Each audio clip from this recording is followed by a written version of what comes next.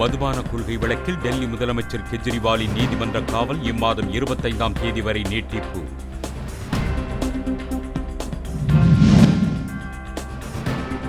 சென்னையில் கல்லூரி மாணவர் மற்றும் ஒரு சிறுவனை தாக்கியதாக பாடகர் மனோவின் 2 மகன்கள் மீது வழக்கு பதிவு. உலகச் சந்தையில் கச்சா எண்ணெய் வெகுவாக சரிந்துள்ளதால் பெட்ரோல் டீசல் விலையை குறைக்குமாறு நடுவண் அரசுக்கு அன்புமணி வலியுறுத்தல். தண்டனை கைதி துன்புறுத்தப்பட்ட வழக்கில் வேலூர் நடுவண் சிறையில் குற்றப்புலனாய்வு காவல் கண்காணிப்பாளர் ஆய்வு.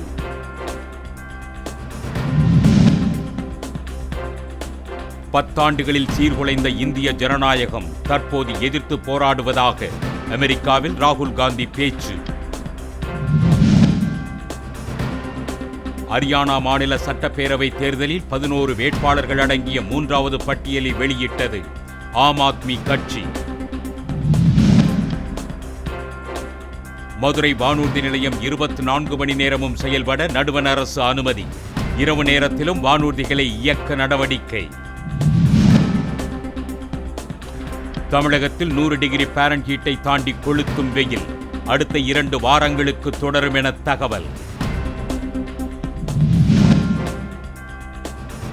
பாரிஸ் ஒலிம்பிக் போட்டியில் தகுதி நீக்க விவகாரத்தின் போது ஆதரவு தருவது போல் பிடி உஷா நடித்ததாக வினேஷ் போகத் குற்றச்சாட்டு.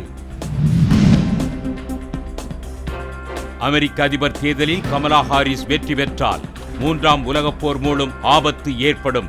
ட்ரம்ப் காட்டம்.